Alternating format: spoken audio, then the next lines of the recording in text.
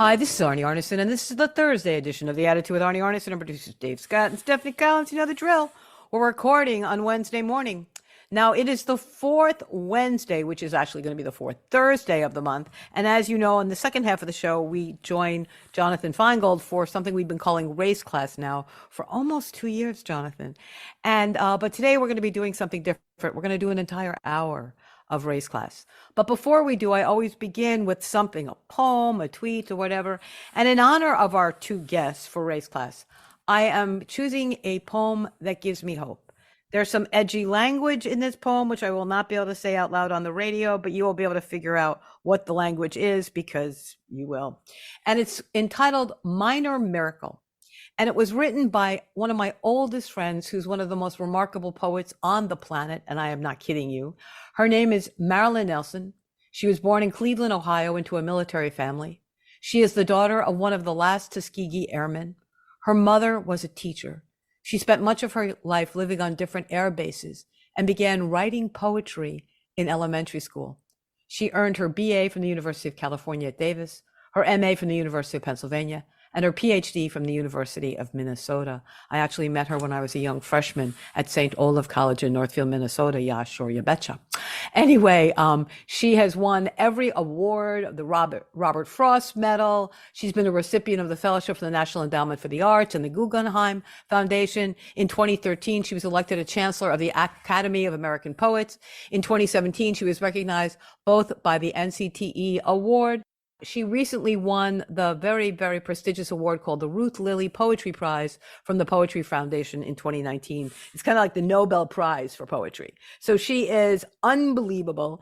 And I just need to tell you, if you ever hear that Marilyn Nelson is coming to your college or your city, go listen to her, because you can't read her poetry. You need to hear her poetry. The title of this poem is called Minor Miracle. And again, there'll be some words I can't say, but you will figure them out. Which reminds me of another knock on wood memory. I was cycling with a male friend through a small Midwestern town. We came to a four-way stop and stopped, chatting. And as we started again, a rusty old pickup truck, ignoring the stop sign, hurricaned past scant inches from our front wheels. My partner called, "Hey, that was a four-way stop." The truck driver, stringy blonde hair with a long fringe under his brand new beer cap, looked back and yelled, "You effing N-word," and sped off.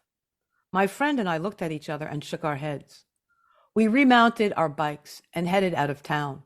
We were pedaling through a clear blue afternoon between two fields of almost ripened wheat, bordered by cornflowers and Queen Anne's lace, when we heard an unmuffled motor, a honking. We stopped, closed ranks, made fists.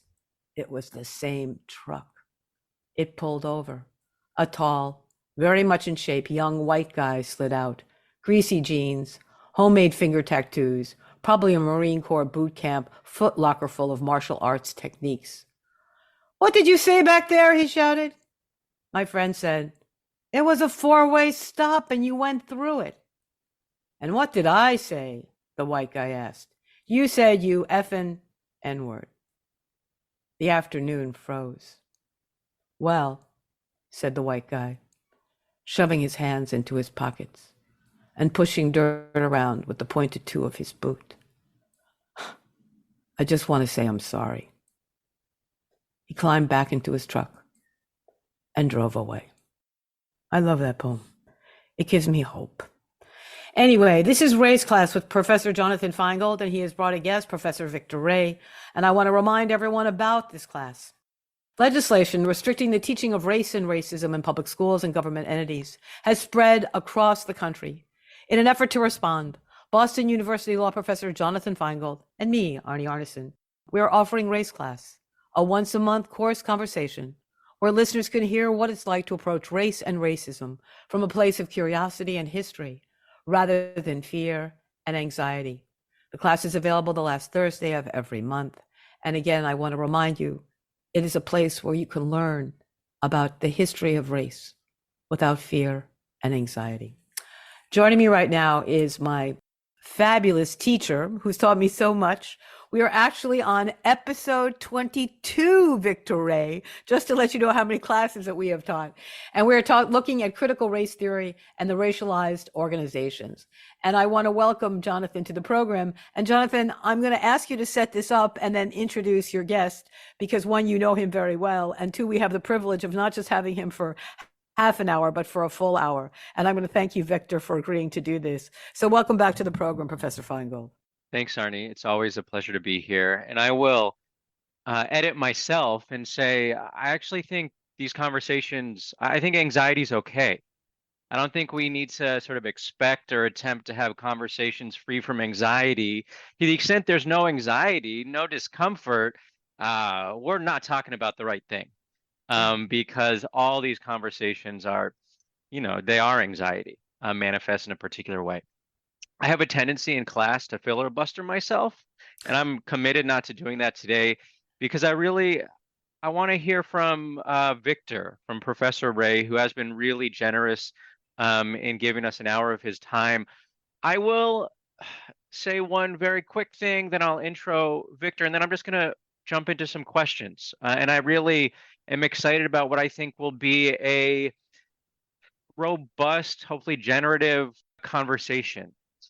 And the place where I'll just start, the little setup is, Arnie, as you said, we've been having these conversations to try to make the most sort of minuscule, minute intervention, responding to, resisting this broad attack on so many things, including the teaching of and learning about really basic but fundamental concepts like racism and structural racism. This class is not meant to be some sort of panacea or, fix anything, but it is meant to reflect what actual, committed, earnest, anxiety-ridden conversations might look like. I think of myself a critical race theorist. Honestly, before these attacks, I would not have characterized myself that way. I would have said maybe aspiring, maybe influenced by, but yeah, there's no fence. Like you're in or you're out. Though I'm still aspiring. And one thing that my students don't necessarily know, though maybe they know, is that I crave being back in class with the professors who I learn from and the scholars and the activists and the advocates. And so getting Victor in the show for me is like, this is greedy. This is all selfish. It's just an opportunity to be in conversation with and learn from and just ask questions to someone else who's thought deeply about this stuff, has a really prestigious record, wrote this book called On Critical Race Theory that I've got here in my hands that I was looking back at today, which really is impressive in a lot of ways, not simply the sprint that Victor had to make to pump it out, but the way in which he's able to really shift between very sophisticated, very academic-y intellectual stuff and pull out distilled nuggets so that it is accessible to a wider audience. There's a lot going on in here. So if you don't have the book, you got to get the book. Okay, let me intro Victor, and then I'm going to just start asking questions. I'm going to do the abridged intro. But look, if you don't know Professor Victor Ray, look him up, read his stuff. Victor Ray is the F. Wendell Miller Associate Professor in the Departments of Sociology and Criminology and African American Studies at the University of Iowa, and a non-resident fellow in Governance Studies at the Brookings Institute, and a Carr Center Fellow at the Harvard Kennedy School. He's published in all the leading journals. He's done all the media stuff. He is someone, he's got a great just sort of public persona, and he's a thoughtful, smart guy. But when I say smart, I don't mean, where anyone's born with it. I mean the thing that you get after years of hard work and reading a lot of stuff and being on the ground and confronting your own, navigating different dynamics, actually being in those institutions that are racialized and figuring out the words to describe it.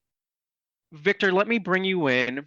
And to do so, I'm just going to ask some sort of personal questions, in part because I think it's always helpful to know sort of where someone is coming from when they're approaching this stuff. But a question that I also always am trying to ask my students is, where did your racial education happen? In law school, everyone arrives with some racial education. Maybe it was formal, maybe it was informal, maybe you didn't know what was going on, maybe you did. But I just mean like all those moments, intentionally, otherwise, formally not, in which you were receiving an education about this thing we call race. And so, Victor, feel free to introduce yourself however you'd want, but I also just love to hear you tell us a little bit about what your racial education was. Where was your racial education? Just so we can begin to get to know you and how you orient to, these really important concepts that we'll talk a little bit more over the next 45 minutes. Well, first, I want to just start by thanking you both, Arnie and Jonathan, for inviting me and for the kind introduction and, suggesting that folks check out the book. So that question, I think, is an interesting one about our racial education, because I would be a person who says that in the United States, we're all getting a racial education most, if not all of the time. So I'll start with the story that I open my book with, all right? And that is when I was 2, my uncle, who is a dark-skinned Black man, took me to a parade in downtown Pittsburgh. And I was a very light-skinned toddler. I'm a light-skinned man now. And my uncle put me on his shoulders and was, as an uncle will do if they have their nephew at a parade and they want him to see over the crowd. And someone saw us and called the police. They assumed that my uncle had abducted me, and that, this light-skinned kid could not be safe with this man who was obviously, from my perspective, taking care of him. As I say in the book, kidnappers don't usually take kids to parades and display them. And so, I was 2, and my uncle talked down the police officers, convinced them that we were indeed family. But I talk in the book about that kind of experience happening repeatedly throughout my life. If the darker skinned men so that particular experience, having the police called on men taking care of me, happened more than once. My dad had the police called on us while we were playing in the yard. And my brother, who is, folks, he's pretty ambiguous. When we were teenagers, I remember him getting followed around stores when I would be left alone by security or by clerks at stores. So my education was sort of constant. In sociology, we often do these things that are called audit studies, in which they send out sort of like someone who appears to be Black and someone who appears to be white to like apply for jobs or try and get housing. The studies consistently show that there's like pretty rampant discrimination. Well, I had that experience sort of in my family every day. And so I had this informal understanding. Another thing that I would say is that I was in a lot of white or nearly all white spaces pretty early on. And so there's a concept that sociologists talk about, the white backstage, in which white folks sort of do a kind of social bonding with one another, in which they talk about things like, which schools are safe or which neighborhoods are safe. And sometimes it's more blatant stuff. I had a boss one time tell me, I was like a relatively new hire. He knew nothing about my background, and he saw some Black folks in a BMW and was like, they must be drug dealers, right? And so the kind of open racism that sometimes gets shared in all white spaces was something else that I was exposed to quite a bit in my life. And some of it explicit, some of it subtle. So I had that informal understanding. I also think, especially with my work on race and organizations, that came from my more formal education.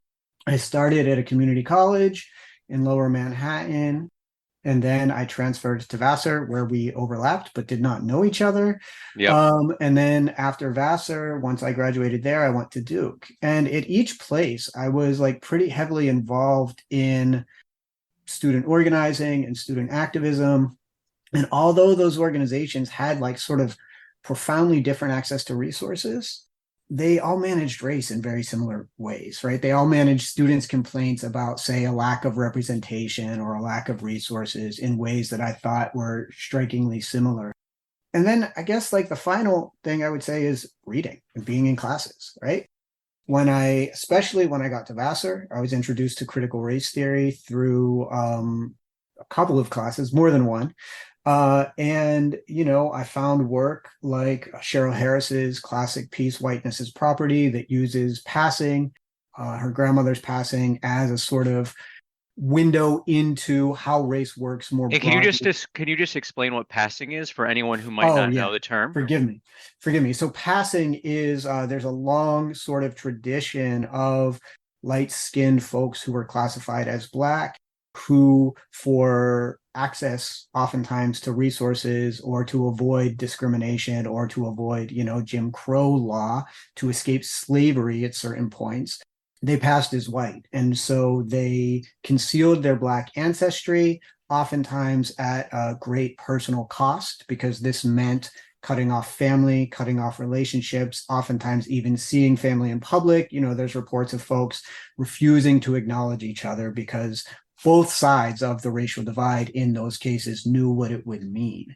And so Cheryl Harris writes this, and it put them in danger, right? It put the person passing in considerable danger. So Cheryl Harris writes this really like profoundly impactful, but also like very moving article about her grandmother's experience moving from Mississippi as a sharecropper to Chicago, thinking she had escaped some of the trials of American racism, only to realize that she couldn't get hired in Chicago as a Black woman. And so she decides to pass. And she talks about some of the same kinds of experiences that I just talked about, white folks being openly racist in the workplace.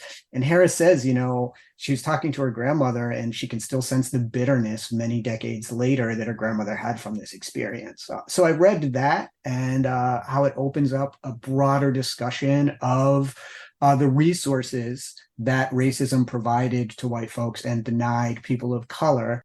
And it resonated with me on a whole bunch of levels, right? I also read Charles Mills' work, which has a philosopher, Charles Mills, who wrote a great book called The Racial Contract that I think like profoundly influenced my work. And so starting to read critical race theory and broader works that weren't critical race theory, but that maybe dealt critically with race in a way that I hadn't been exposed to prior, like it gave me a language to explain a lot of the experiences I had, things I knew kind of intuitively or that I had seen in my family. Well, not in my family, in sort of reactions to my family from Right. sort of the broader society. And so it just felt like an intellectual home, right? Hmm. Can I stop Yeah. for a second? So, Victor, you started with the story of your uncle and you on Mhm. his shoulders when you were 2. And I'm listening to you now with this sort of arc of history of how you've gotten to this place. And you got to this place because you were started with love. I mean, you loved your family. You Yeah. knew who they were. You didn't see them the way others saw them. And I think in this attempt to understand this concept of race and racism, and it was driven by love. And that's how I keep hearing it as I'm listening to you tell the story of your family. That's all I keep hearing is that that is the driver. And that's the best driver. That makes sure that you are as curious as possible and that you're as understanding as possible and that you hear things that a lot of us may not hear because it was so crucial to you from your very beginning. And I guess I'm grateful for that Well, because that seems to be sort of a theme, at least from what I can hear. And I've only yeah. heard you for 15 minutes. So I mean, I definitely love my family, but I also want to say that, I was also driven by anger. Of So course. in that there was a sense in which Yes. I recognized how arbitrary, right? I had a very clear illustration of how arbitrary Of and how course. capricious the treatment difference was between me and people I cared deeply about. So, Exactly. I had a young Black student from Ghana that lived with me, went to the law school. And I live in a very, very white community. And I had to walk around my neighborhood explaining to everyone that Scott lived with me and that he would show up at the house at 11:30 at night because he'd be leaving the library and that he would be, but that he lived with me. In a lot of ways, he was like my son, but that I had to do the talk and I had to do the walk. And again, it's both about love, it's about fear, it's about anger, but all those things are drivers. I'll be quiet. Thanks for sharing all that. And I'll actually take Arnie's comment in a slightly different direction. But to me, trajectories are so interesting. And so impactful because one is that no one gets where they got without support along the way. And part of the story of structural racism is how society sort of embeds either headwinds or tailwinds that produce different outcomes with different sort of racial distributions. But something that's also that you were saying, so you were talking about your racial education and so the informal sort of experience, personal experience driven education, and then the more formal education that you got in classrooms and through books. A comment that an insight that my colleague Jasmine Gonzalez Rose always makes is that when you're thinking about racial literacy, just the level of sophistication that someone can bring to conversations about racism, it's never just what happens in the classroom. It's also based on lived experience. Something that you also flagged was that without the vocabulary and the frameworks and the concepts, much of which critical race theory provides, the lived experience can only take you so far. Or I think that generally that the combination of the two is what enables someone to not just sort of see the world, but actually to be able to articulate what it is that's happening. So, but I'd love to hear your response and just thinking about the relationship between sort of the lived experience piece and the formal study piece and how those interact. So I think you're hitting at something. So we're like way off script here, but I think you're hitting at something that is super important. So I'm just gonna speculate here, right? So there was a time actually like when I was at Vassar where I realized like I didn't know enough about the civil rights movement. And so I spent literally a couple of years just reading civil rights movement literature. And there was something like really amazing to me when you read about sort of student nonviolent coordinating committee activists during freedom summers who went to Mississippi and were teaching, sharecroppers and the children of sharecroppers, people who've been systematically denied an education. And a lot of those folks knew very experientially what structural racism was, right? They were living it.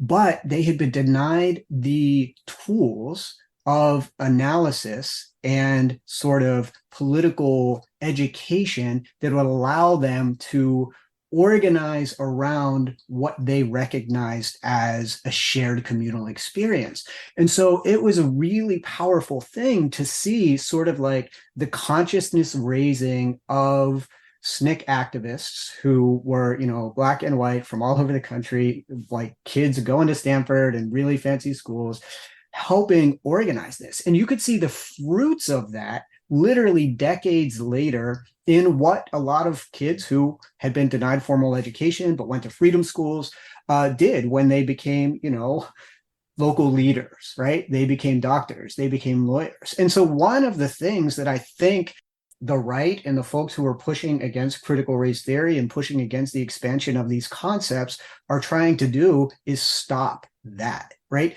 They recognize that these concepts are powerful. They recognize that these concepts can catalyze sort of political movements and political education that get people more rights, that create a greater, more inclusive society, that push against, say, laws targeting Black folks voting that are being passed in state legislatures right now. And that's what they're trying to stop, right? They don't want folks to make the connection between their own individual sort of life experiences and the larger structural forces that influence those experiences. We are off script, but I think we've gone off script. I think it's been an appropriate veer. There is no script. There is no script. Keep going. In about 2 minutes, we're going to pause for a break. But so I have a mess around me that is intentionally not visible on the screen. But this little note card that you can't see. So when I was reading your book, it says CRT boogeyman plus threat. And so like in the last chapter, one of the last chapters, you suggest that part of the backlash we're seeing is coming from a place of weakness, not strength. I think it's one of the narratives that came out of the sort of that remains is that the attacks on CRT were not about CRT. It was about sort of galvanizing a base. It was about sort of an indirect attack on sort of modest, sort of multiracial democracy stuff. One thing that missed is that CRT was also a threat. To me, it remains a question how much do the propagandists like Rufo and others really appreciate that.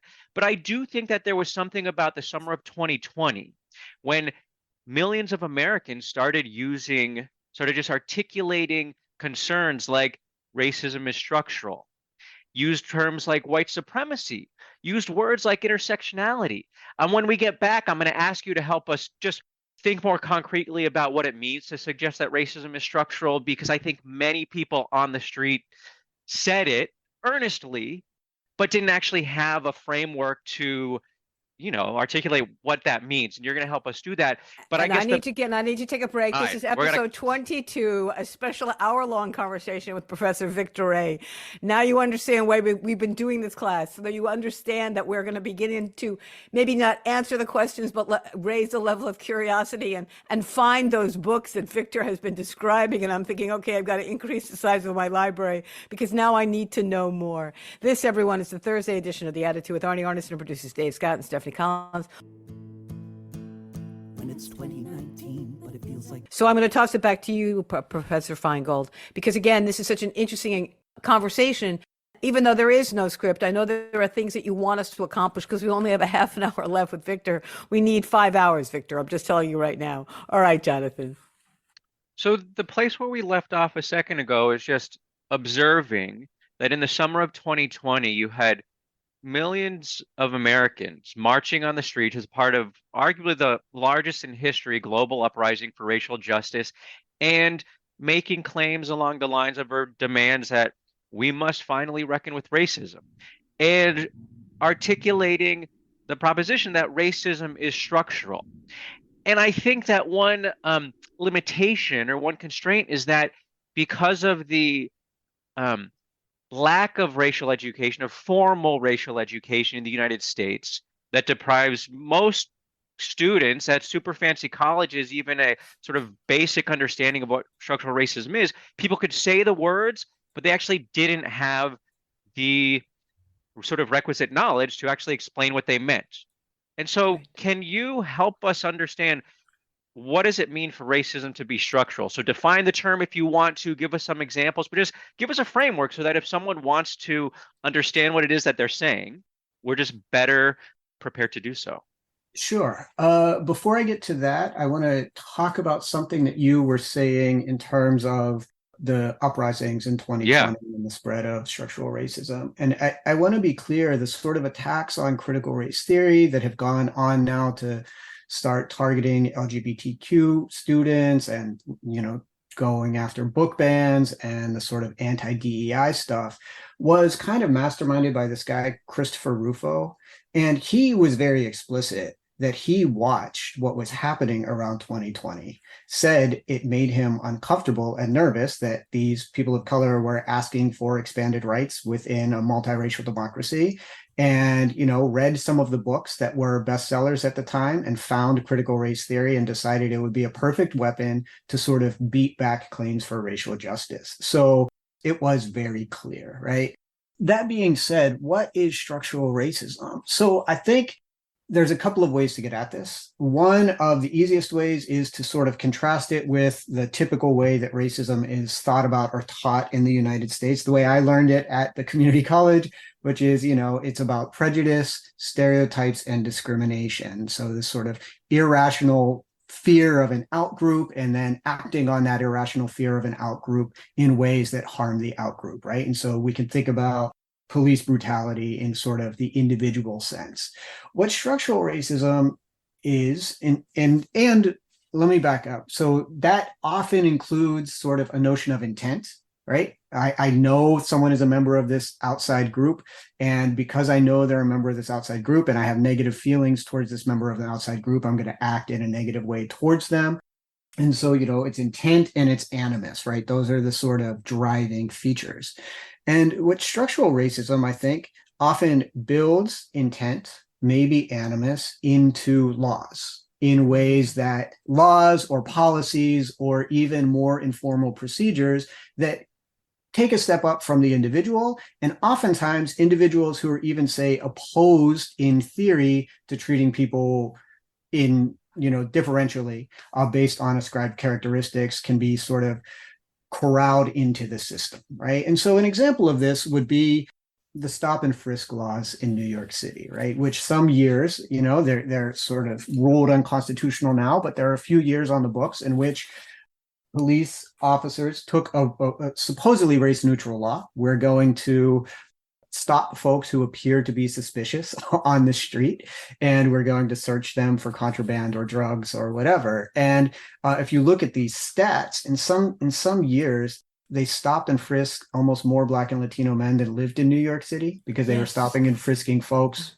multiple times. They were getting tourists too, right? And so this involved both Black and white police officers, right? Who oftentimes could have been ideally opposed to racial inequality, but both widely shared ideas about who is suspicious based on racial background and being empowered by the state to act in certain ways with impunity against these populations made it a kind of racism that went above and beyond sort of individual animus of officers. And look, some of those officers probably had individual animus, right? Some of them probably just quote unquote doing their job, right?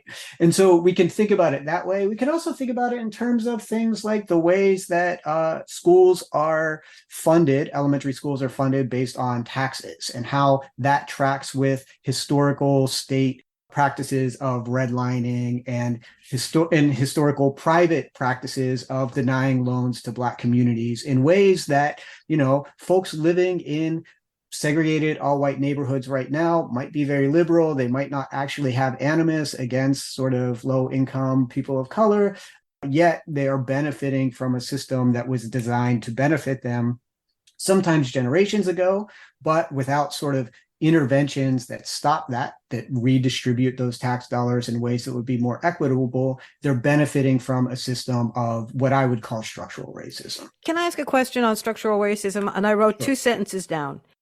Does it require that whatever the policy is, it appears neutral on its face?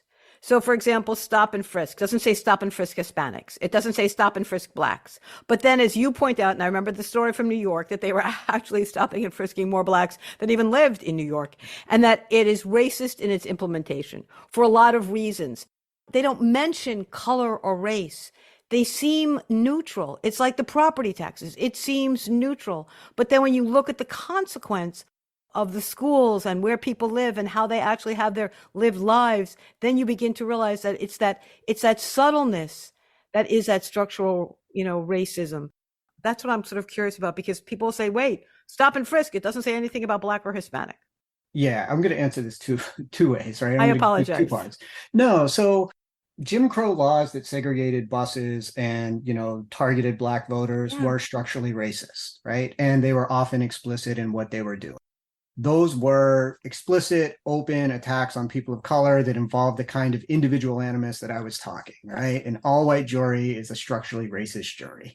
But if we, following the civil rights movement, following bans on that sort of open racism, critical race theorists have been among the leading critics of what they call sort of colorblind racism, right? And this can be both an individual ideology, I don't see color, therefore I couldn't possibly be discriminating, but also what you are talking about with sort of stop and frisk, or I would argue the many sort of voting rights laws that have been passed in the past couple of years that target Black folks but are racially neutral, right? And so the race neutrality of those laws provides a kind of alibi, right? It provides, I forget how I put it, but it's something like, it's legal in the US to have racially disparate outcomes as long as they're not tied to intentional discrimination. So the colorblindness helps launder the racially disparate outcomes. And, I think in a lot of cases, you have sort of Republican politicians in private, sometimes these tapes are leaked in which they're openly discussing why they're doing, say, targeted voting laws, right? And as we know from LA, not just Republican officials, sometimes you also have Democratic officials that are also engaging in a very sort of bad faith racial politics. Yeah, it's true. It's not just but that's I'm like now both sidesing something in a way that I really never mean to. Yeah. Because it's like 1% and 1,000%. And we're limited on time, and so I'm just gonna jump back in quickly, but Arnie, recall that, so when you first had me on like 2 years ago, That's Mm, one of the reasons, was because critical race theory was in the news for the reason Victor mhm, said. Because mhm. Christopher Rufo, on the record, like quite gleefully, saying, "No, I am running this propaganda campaign because I actually don't like this multiracial democracy thing that we're doing." And yet we're in this crazy moment. Maybe it's just demonstrative of what the United States has always been, but where the propagandist is getting the New York Times op-ed piece, and the critical race theorists are still having to defend themselves. But one of the key questions that critical race theorists were trying to answer is, why did formal laws that prohibit racial discrimination not actually make more than a dent in altering the pre-existing racial order in the United States? Why did racial inequality continue to exist even when you are prohibiting racial discrimination? One of the reasons is that conservative Supreme Courts narrowed the definition legally of what is cognizable discrimination to essentially track what Victor was saying, the intent and animus, or the classification, which is then covering remedial policies. But the Supreme Court is not just acting alone, it's actually tracking what are sort of being embedded in society as our understanding of racism. It's, folks in white hoods burning crosses on lawns who are, irrational, animus laden actors. And part of the summer of 2020 again is pushing back against that very narrow definition of racism. And so for me, I'm even uncomfortable with the term structural racism. I just think we should be saying racism is structural. But, that's a different conversation. We only have 15 minutes. And so, Victor, I really want to pivot into your book on critical race theory, because I think it was such a timely and remains such an important contribution. And so I'd love to just hear you talk a little bit about, the genesis of it, the challenges you faced in writing it, or the excitement. And then I want to turn to the chapter on identity politics, because I think something that we are just trapped in the United States, just such a fraught understanding of what identity politics is, who's playing identity politics, who's not playing identity politics, and how CRT can help us see more clearly, what are the actual identity politics in the US. But to start, to just, give folks who have not heard of your book or maybe familiar with it a little, snapshot what it is, why you wrote it, and then we can talk identity politics. Okay. So there's a couple of answers to why I wrote the book. I'll try and give the condensed version. So, there was Trump wrote his anti-CRT executive order in 2020, right? And when that came out, I was sort of like a little worried about this. I wrote a brief piece in the Washington Post just explaining, like, here's sort of key ideas from critical race theory, and it died down for a bit, right? And then sort of after the election, Rufo and his minions sort of resurrected the moral panic. And I was watching this happen, and I was like, this is disgusting, right? They've openly said that they're lying about the genesis of this sort of theoretical tradition. These are ideas that I think are important and serious and deserve to be taken seriously, and I think can help us solve some of the most intractable problems around race and racism in the US. And I'm watching folks sort of trash it all over the place, right? So I made a joking tweet that I was gonna write this book, and then I had editors and agents reach out, and so they convinced me that actually you should. So who's the book for? The book is sort of directed at folks who I think are acting in good faith, who are genuinely confused about these ideas and where they come from, why they're important, and what's the empirical evidence for them. Because that's another thing that I think is important to state is most social scientists, lots of even medical doctors at this point now, lots of historians would say, whether we call it like structural racism or not, that like racism is built into the fabric of various systems in the United States, right? So there's a lot of empirical evidence. So I wanted to get that out there for people who are like, what is this controversy? What are the real ideas? What's a sort of like bite-sized explanation of, say, colorblind racism or interest convergence, or as we're going to talk about later, identity politics. And I wanted it to be accessible, right? I wanted it to sort of, a smart high schooler, smart college student could pick it up and read it and come away with some understanding of those ideas. What has the response been? I'm just curious, like, because like I go through airports now and I see this book and I'm like, that's cool. So it Oh, must be getting read, and so I'm just wondering, like, so and people must have been thirsty for it. look, if you're writing about race and racism in the United States from a critical perspective, you're gonna get some negative response, right?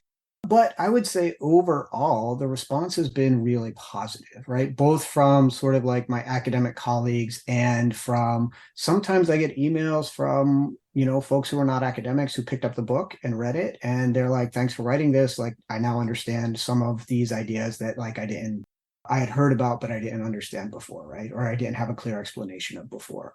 So it's been overall pretty good. I was surprised to have an airport book, but I am happy about that. Yeah, I want someone to just airlift 1,000, 10,000 copies, just drop it into Tallahassee.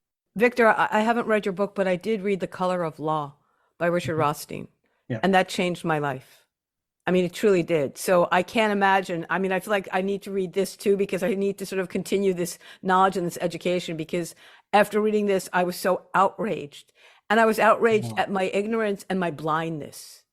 And that's what that book did for me. So I'm valuing the idea that you've written this book because again, why they're so successful, Christopher Rufo, is that we are so collectively ignorant. Therefore, he can define it for us. Therefore, he Yeah, can they've fight for weaponized us. ignorance in Exactly, exactly, yeah, they've exactly. weaponized ignorance. So I think we only have about 8 minutes left, and I want to turn to identity politics because it's a term, it's a powerful term that I think often can gain a lot of traction when it is, I would say, in bad faith, meant to disparage organizing among groups of color. So you'd imagine Congressional Black Caucus Day do something, Republican Party would say just identity politics. Whereas if you have an entire, Republican Party in which whiteness is a sort of a central organizing feature, people don't intuitively see that as identity politics, or at least not in the same way. And so, Victor, could you just tell us sort of where the notion of identity politics, like what its genesis was, and then how critical race theorists critiqued sort of identity politics, or how it's been engaged from the perspective of critical race theorists, and then why it is so hard for us to associate white national, like pretty overt white nationalist movements as identity politics.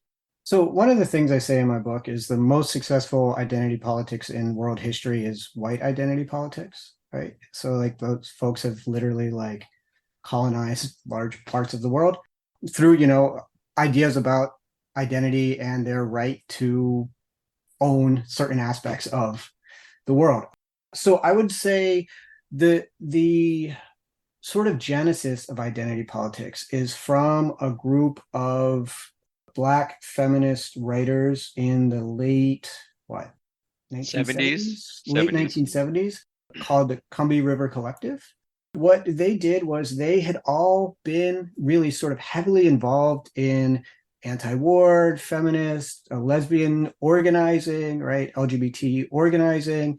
And they found problems with each of those movements, right? So they were disappointed with the ways in which mainstream civil rights movement kind of forwarded the problems of Black men, right? And supported patriarchy. They were disappointed with the ways in which mainstream feminism had ended up being white feminism and not considering sort of that Black women had substantially different experiences. And so they were writing together and they said that like a liberatory politics would come from centering the identities of Black women, right? And their sense of identity politics was that by looking at folks sort of at the bottom of various intersecting hierarchies, you could develop a politics of solidarity, right? A politics of shared experiences of exclusion. It could connect to sort of the mainstream civil rights movement on issues of racism. And then, sort of think about like, okay, we're thinking about issues of racism. How does this intersect for Black women who are also, face sort of exclusion by the patriarchy, right? And so they were looking for ways to create coalitions and groups. I think what happened, and I'll go with the critique. Early on, folks like Kimberly Crenshaw recognized that one of the things that this did in her piece Mapping the Margins was oftentimes a politics of identity that focused too narrowly on identity didn't end up doing what the Columbia River Collective hoped. And that was that folks at the top of hierarchies within a given group, right? So Black folks fighting for racism would also continue to erase the issues that Black women face disproportionately. And so that critique was there from the start, right? That identity politics can end up being narrow and erasing sort of the solidarity, building capacity of recognizing shared exclusions. I think it's been sort of bastardized, as you were talking about in your opening segment, in the sense that identity politics often gets used as people of color or LGBTQ folks wanting special privileges within a system that is not designed for them. And it's easy for folks to say they're asking for something special. Whereas, as you said, the sort of like white nationalist ideas of the Republican Party are seen as just politics and normalized in a way that the concerns of marginalized folks don't get normalized. So we've only got a couple minutes left, and I want to just hear your thoughts on the current moment. From, all of your racial education, from all of your just experience in life, what do you see now as the main dangers that we're facing on the one hand, but also, points or sites of opportunity? And can we get out of this? Like, are we on track for another like a century of like real Jim Crow 2.0, real American apartheid 2.0? Is this a moment where the backlash is going to motivate even stronger backlash to the backlash and we get out of it? I'm doing like the terrible thing of asking 17 questions when we have now 3 minutes. But so this is the moment we're in. I'm really just interested in hearing from you, just, talk about this moment. Okay. So I tend to not be like a terribly hopeful person, but I do think, as I wrote in the book, that these folks are the sort of attacks on CRT, the attacks on the 1619 Project, the attacks on like queer books in schools. They come from a place of weakness and they come from a place of real fear, not fear that's grounded in sort of empirical reality, because white folks, if you look at sort of like income, education, job opportunities, all of those things, they're still at the top, but a real fear of changing demographics and changing ideas, right? I think the fear, it can be real, but also sort of hysterical. So, and changing racial power. And changing racial there, power, like right? that would be a real thing. I think my sense of hope is, Greg Sargent at the Washington Post has been writing about this a lot lately. There is sort of a backlash to the backlash in which blue state governors are showing a different, more positive future that is more inclusive and a sort of more expansive sense of what the state can do for people. And also, like, book bans are hugely unpopular, right? Attacking teachers is hugely unpopular. Higher education has like sort of decreased in esteem broadly in the minds of many Americans, but like folks still recognize it as one route to sort of a stable middle class life, right? And so what they're doing is actually really unpopular. And I think I'm hopeful that, for a long time we knew that like people banning books were fascists and that was not the side. There was sort of a people wanted to be on, that those were the bad guys, right? And I'm hoping that we can sort of revive that sense that these folks are the bad guys. And I think, I think there's a broad understanding, right? I mean, even if we think about, the 2016 election, like Trump lost the popular vote by many, many millions of votes, right? Like these are unpopular ideas and unpopular policies. And I think it's important for folks who want better ideas and better policies to keep that in mind, right? They can win if you organize. Is the Electoral College structural racism? I mean, it sounds crazy for me to ask that question, but I'm sort of curious as I'm thinking about what the outcome was. As you said, he lost the popular vote, but look at how we have established how we get to that structure. I mean, just hit me. Anyway, I've got to let you go, but there's one word that blew my mind. You know what the word was, Victor? No. Alibi. That a lot of these laws, it's an alibi. Anyway, thank you so much for doing this. Episode 22, a special hour-long conversation with Professor Victor Ray. Victor Ray is the F. Wendell Miller Associate Professor in the Departments of Sociology and Criminology and African American Studies at the University of Iowa. He's also a non-resident fellow in government studies at the Brookings Institute. And as, of course, you know, Jonathan Feiwel teaches critical race theory at Boston University Law School. Thank you, gentlemen, both for doing this. It's a powerful hour. We need to do this every week, but unfortunately, that's maybe not in my future. Anyway, thank you. This is the Thursday edition of The Attitude with Arnie Arnesen and producers Dave Scott and Stephanie Collins. We will schmooze tomorrow, everyone. Ciao.